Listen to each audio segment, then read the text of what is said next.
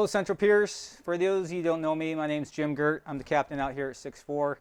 Also, I'm the lead of the SCBA program.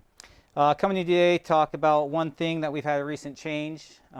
Just so you know, as your packs come in for this annual maintenance and flow testing, one thing that we do is we, among other things, check the UAC, Universal Air Connection, also known as the URC.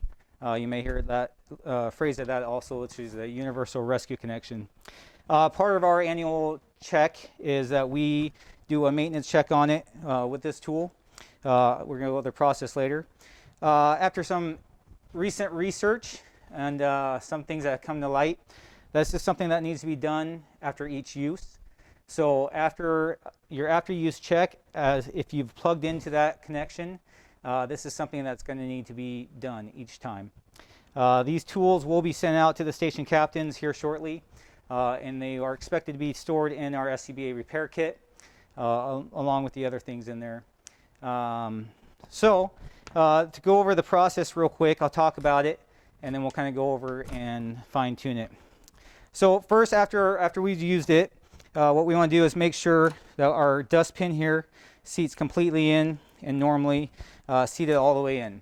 If there's a gap there or it's not quite fitting in there all the way and you feel like you need to force it, that's an incorrect function. That should be taken out of service and sent out to us out here 6-4. If everything seems to be normal, we want to take a fully pressurized pack. So just don't, or sorry, the bottle. Don't use the bottle that you're just training with. Pressurize the system. Allow it to go through its warm-up process.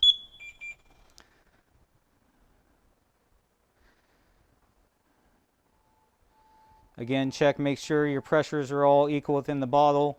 Do your normal after-use check. But this is where this tool is going to come into play now. We're going to set the tool in here. As you can see, it sits right on this dust cap. There's a little piece of metal on here. You're just going to depress it here. You can do it multiple times, one time. The big thing that we're looking for is any kind of air leaking. If you do get a slight hissing sound or any kind of audible air leak, you can take this off and depressurize the system, plug it back in, and try it again. If the system corrects itself, then it's okay to move on. The pack's still in service. If that air leak continues, or you hear a loud popping sound or a very audible, loud air leak, that's something that's going to be taken out of service and sent out here to 6-4. We're going to send out this sheet, step-by-step process of what this system or what the process is. This is probably going to be kept in the box with the tool. So it's pretty self-explanatory.